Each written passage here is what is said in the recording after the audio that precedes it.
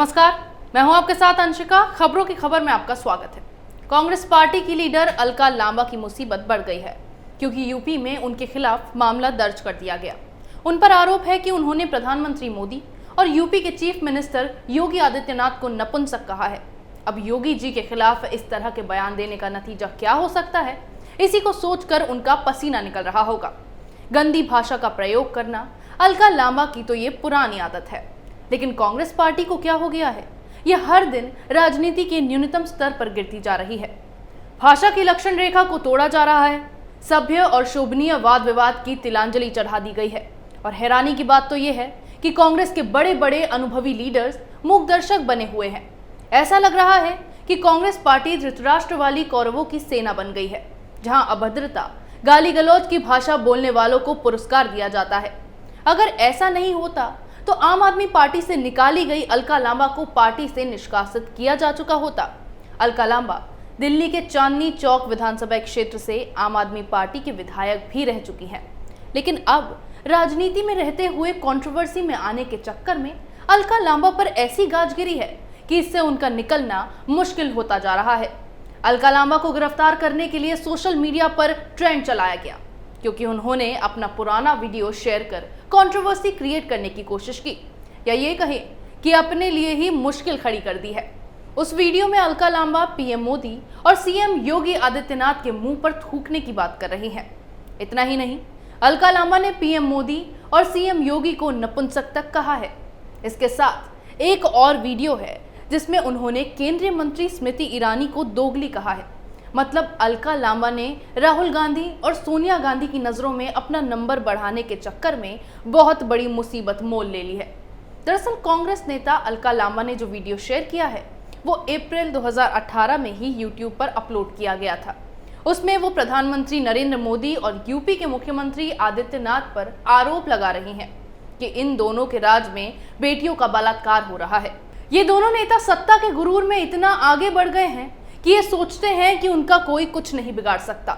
साथ ही उन्होंने सीएम योगी से ये तक कह दिया कि अगर उनकी शादी हुई होती तो शायद महिलाओं का सम्मान करना सीख जाते। इसके अलावा अलका लांबा ने एक और खबर का लिंक ट्विटर पर शेयर किया जिसमें उन्होंने केंद्रीय मंत्री स्मृति ईरानी के लिए अपशब्द कहे थे। आपको ये भी बता दूं कि ये दिसंबर 2019 की न्यूज़ है, जब स्मृति ईरानी ने राहुल गांधी के रेप इन इंडिया के बयान की आलोचना करते हुए उन्हें देश की जनता से माफी मांगने को कहा था। लेकिन अलका लांबा के विचार कुछ अलग दिखाई पड़ते हैं। स्मृति ईरानी की मांग पर अलका लांबा ने जवाब देते हुए कहा, यहां भी इसका सास बहू का नाटक चालू है। संसद भी इसको थिएटर लगता है। डायलॉग बाजी कर, थोड़ा रोना धोना कर ये सोचती है कि एक मंत्री के तौर पर अपनी जिम्मेदारियों और जवाबदेही से ये बच निकलेगी। निहाल चंद, चिन्मयानंद, नित्यानंद, सेंगर पर चुप्पी रखने वाली दोगली महिला, शर्म करो। अब अलका लांबा, आप एक बात बताइए, राहुल गांधी के रेप इन इंडिया पर दिए गए बयान पर जब स्मृति ईरानी ने माफी की मांग की तो आपने उनकी तारीफ बड़े ही अच्छे से कर डाली, लेकिन जिस तरह की भाषा का आप प्रयोग कर रही हैं, क्या वो सही है? आप एक महिला हैं, एक प्रतिष्ठित पार्टी की सदस्य हैं। समाज में महिलाओं को अपने काम से प्रेरित करने और जनता की मदद करने के बजाय आप इस तरह की भाषा का प्रयोग कर उसे बढ़ावा क्यों देने में लगी हैं? आपको क्या लगता है, अगर आप इस तरह की सोच रखकर इस तरह की भाषा का पीएम और सीएम के लिए प्रयोग कर आप लोकप्रिय हो जाएंगी, या फिर सुर्खियों में आकर जनता को याद दिलाना चाह रही हैं कि अलका लांबा भी कांग्रेस पार्टी में कहीं एग्जिस्ट करती है? क्या आप जानती हैं कि आपका ऐसे शब्दों का प्रयोग करना कितना ज्यादा शर्मनाक है? तो आप बताइए, क्या आपकी तारीफ में भी इसी तरह के कसीदे पढ़े जाएं? अलका लांबा के बचाव में एक भी दलील नहीं है। ये दोनों मसले पुराने हैं। लोग भी भूल गए थे कि अलका ने उस वक्त क्या कहा था। वैसे भी वो इतनी बड़ी लीडर तो नहीं है कि लोग उनके बयानों को याद रखें, लेकिन सवाल ये है कि उन्होंने अपने ही पुराने बयान को फिर से सोशल मीडिया में ट्रेंड क्यों कराया। दरअसल वो एक कंट्रोवर्सी क्रिएट करके सस्ती लोकप्रियता हासिल करना चाह रही थी। एक बात तो कहनी पड़ेगी कि इस कंट्रोवर्सी को क्रिएट कर आप खुश तो बहुत हुई होंगी, आखिर सुर्खियों में छाई हुई हैं। ट्विटर पर ट्रेंडिंग में अलका लांबा का ही नाम दिखाई दे रहा है, क्योंकि इस तरह की शब्दावली का प्रयोग करना और फिर उसे बार बार शेयर करने से लोग आक्रोशित हो गए और अरेस्ट अलका लांबा नाम से ट्विटर ट्रेंड चलाया। कुछ ही समय में ये ट्रेंड पूरे भारत का नंबर 1 ट्रेंड बन गया था। इतना ही नहीं, लोगों ने पीएम मोदी और सीएम योगी के साथ साथ केंद्रीय मंत्री स्मृति ईरानी के लिए अलका की ओर से प्रयोग किए गए शब्दों को ओछा करार देते हुए उनकी गिरफ्तारी की मांग की। और आखिरकार अब अलका लांबा को अपनी शर्मनाक हरकत का खामियाजा भुगतना ही पड़ गया। प्रधानमंत्री नरेंद्र मोदी, गृह मंत्री अमित शाह और मुख्यमंत्री योगी आदित्यनाथ पर अभद्र टिप्पणी करने के मामले में अलका लांबा के खिलाफ लखनऊ में मामला दर्ज हो गया है। यह एफआईआर उत्तर प्रदेश राज्य के बाल अधिकार संरक्षण आयोग की सदस्य प्रीति वर्मा ने दर्ज करवाई है। प्रीति वर्मा ने अपनी शिकायत में आरोप लगाया कि अलका लांबा ने अपने ट्विटर अकाउंट पर 25 मई की रात 12:07 पर एक वीडियो अपलोड कर पीएम मोदी और सीएम योगी के लिए अपमानजनक शब्दों का इस्तेमाल किया। साथ ही उन्होंने अपने एक दूसरे ट्वीट में भ्रामक आरोपों के साथ हाईकोर्ट के न्यायाधीश पर भी सवाल खड़े किए, जो कोर्ट की अवमानना के अंतर्गत आता है। अलका लांबा के खिलाफ आईपीसी की धारा 504, धारा 505 AB, 505(2) और सूचना प्रौद्योगिकी संशोधन अधिनियम 2008 की धारा 67 के तहत मामला दर्ज किया गया। इतना ही नहीं, आपको जानकर हैरानी होगी, इससे पहले कुलदीप सिंह सेंगर की बेटी ऐश्वर्या ने भी अलका लांबा के खिलाफ उन्नाव पुलिस में शिकायत दर्ज करवाई थी। ऐश्वर्या का भी यही आरोप था कि अलका लांबा ने भ्रामक ट्वीट करके झूठी जानकारी फैलाई है। अलका लांबा की जिस पोस्ट पर यह कार्रवाई हुई है, उसमें उन्होंने लिखा था कि बलात्कारियों को कोई भी अदालत ज्यादा दिन तक सलाखों के पीछे नहीं रख सकती। अगर उन पर भाजपा नेताओं का हाथ हो। इसके बाद उन्होंने न्यायपालिका को भला बुरा कहते हुए लिखा था कि हाई कोर्ट के जज ने यह फैसला देकर बस अपनी जान बचाई है। साथ ही अलका लांबा ने केंद्रीय मंत्री स्मृति ईरानी को बलात्कारी नेता की रिहाई की मुबारकबाद दी।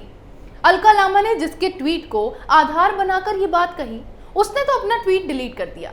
लेकिन अलका लांबा ने ना तो ट्वीट डिलीट किया और ना ही इस पर किसी प्रकार की माफी मांगी, जबकि कुलदीप सेंगर को हाईकोर्ट द्वारा जमानत दिए जाने की खबर फर्जी थी, जिसे अलका लांबा ने आगे बढ़ाया।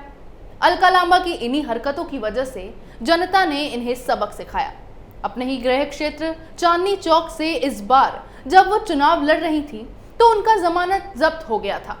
महज 5% वोट मिले थे। मतलब ये कि अलका लांबा को जनता ने आईना दिखा दिया है। इसके बावजूद इनकी आदत सुधरी नहीं है। आम आदमी पार्टी में रहते हुए भी वो कई सारे विवादों में रही। अलका का नाम कभी मारपीट में आता तो कभी अपने ही पार्टी के खिलाफ बयानबाजी करने का आरोप लगता रहा। यही वजह है कि केजरीवाल ने अलका को अधर में लटका कर छोड़ दिया। अब वे वापस कांग्रेस पार्टी में आई हैं तो अपनी जमीन तलाश कर रही हैं। लेकिन उन्हें पता नहीं है कि देश के लोग दल बदलू नेताओं पर यकीन करना बंद कर चुके हैं। लेकिन अब जिस विवाद को इन्होंने जन्म दिया है वो वाकई माफी के लायक नहीं है। इसीलिए उन पर कार्रवाई होनी चाहिए, सख्त से सख्त सजा मिलनी चाहिए, ताकि फिर कोई नेता इस तरह की हिमाकत ना कर सके। लेकिन सबसे ज्यादा हैरानी की बात तो ये है कि अलका लांबा के ट्विटर पर इतना बवाल मचने के बाद भी अब तक कांग्रेस पार्टी की ओर से कोई टिप्पणी सामने नहीं आई। ऐसे में कई सवाल उठते हैं कि क्या कांग्रेस पार्टी अलका लांबा के साथ है? क्या पीएम मोदी और सीएम योगी को बदनाम करने की ये कोई नई साजिश है, या फिर कांग्रेस खुद भी इस तरह की भाषा को बढ़ावा दे रही है? राजनीति को राजनीति की तरह ना खेलने के बजाय अलका लांबा और कांग्रेस पार्टी मिलकर इसमें गंद फैला रही है। जो राहुल गांधी अपने इस्तीफे के समय पर विचारधारा की बड़ी बड़ी बातें कर रहे थे, वो आज अलका लांबा की इस भाषा को सुनकर चुप क्यों हैं? क्या इस तरह की विचारधारा है कांग्रेस पार्टी की, जिसमें उनकी पार्टी की एक महिला नेता देश के प्रधानमंत्री और राज्य के मुख्यमंत्री को नपुंसक बोले? कांग्रेस पार्टी को फौरन अलका लांबा को बयाने से तौबा कराना चाहिए और उन्हें पार्टी से निकाल देना चाहिए। नहीं तो यही समझा जाएगा कि कांग्रेस पार्टी चुनाव जीत नहीं पाने की स्थिति में गाली गलौज की राजनीति पर उतर आई है। खबरों की खबर में फिर मुलाकात होगी। देखते रहिए कैपिटल टीवी।